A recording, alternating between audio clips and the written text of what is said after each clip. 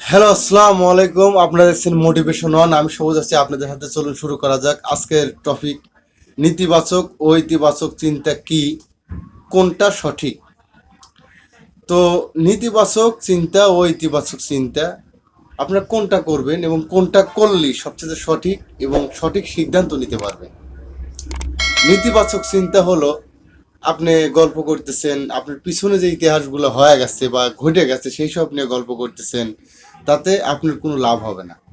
বা আপনার যে পিছনের যে কাহিনীগুলো আছে বা কেউ আপনাকে কষ্ট দিছে, কেউ আপনার সাথে খারাপই করছে বা কেউ দুঃখ দিছে, বা পিছনে আপনি অমুক জায়গায় গেছেন, চাকরি করছেন, এইসব আলোচনা আপনি বেশিরভাগ দেখে থাকবেন যে যেসব বাজার আছে, চাষটল আছে, অনেকে চাষটলে বসে এবং অনেক গল্প করে।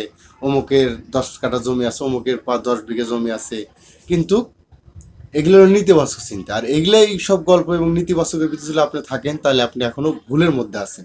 এবং ভুলের মধ্যে যদি থাকেন, তাহলে ভবিষ্যতে আপনি আরও ভুলের মধ্যে ডুবে যাবেন, আর কখনোই আপনি সঠিক পথে ফিরে আসতে পারবেন না। তো আপনাদের করতে হবে ইতিবাচক চিন্তা। ইতিবাচক চিন্তা সঠিক এবং সুফলের দিকে মানুষকে এগিয়ে নিয়ে যায়।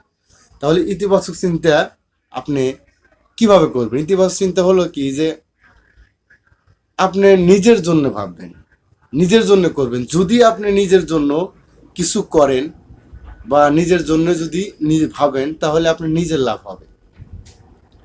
দেখুন, অপর কি করতেছে, আপনার সামনে যে ব্যক্তিটা আছে সে যতই আপন হোক এবং যতই পর হোক, ঠিক আছে, অপরের কথা শুনবেন না বা অপরের গুণগান গাইবেন না। যখন আপনি একজন গরিব মানুষ, তাহলে সবাই আপনাকে উপহাস করবে এবং কবে যে সে গরিব মানুষ। আপনি ওখানে বড় বড় গল্প দিলে আপনাকে কেউ মেনে নেবে না। তো ইতিবাচক চিন্তা শুরু করুন। নিজের কিছু, নিজের পায়ে দাঁড়ানোর জন্য কিছু তৈরি করুন। আপনি পাশাপাশি ফার্ম করতে পারেন, মুরগির ফার্ম, হাঁসের ফার্ম, বা আপনার ক্ষেত রেখে জমি চাষ করতে পারেন। যেটাই করুন নিজের জন্য ভাবেন। আপনি আজকে 1,000 টাকা ইনকাম করছেন, তো সেটা নিজের জন্য না, অপরের জন্য, আপনার বউয়ের জন্য, আপনার ফ্যামিলির জন্য, আপনার বাপ মার জন্য। কিন্তু নিজের জন্য কি করছেন? নিজের জন্য কিছু করেন এবং নিজের কথা ভাবেন। এখন যদি আপনার কাছে টাকা না থাকে, তাহলে যতই নেতিবাচক চিন্তা আপনি করেন, মানুষের কথা গুণগান গান, অনেককে অনেক ভালো কন, তাহলেও আপনাকে ভালোবাসবে না, কেননা আপনার কাছে টাকা নাই। আর টাকা নাই কি কারণে? আপনি সবসময় নেতিবাচক চিন্তা করছেন।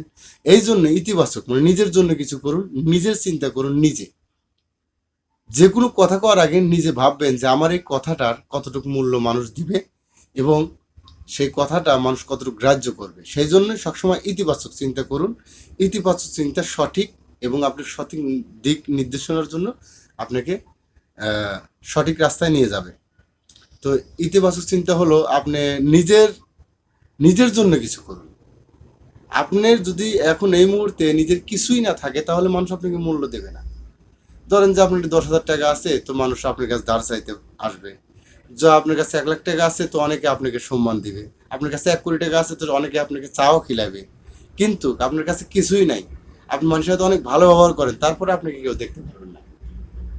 শুধু মানুষের গুণগান না গায়া নিজের গুণগান গান। নিজে কি করলে নিজের কি আছে, নিজের চিন্তা করেন। এটাই হলো ইতিবাচক চিন্তা। আর ইতিবাচক চিন্তা হলো সঠিক।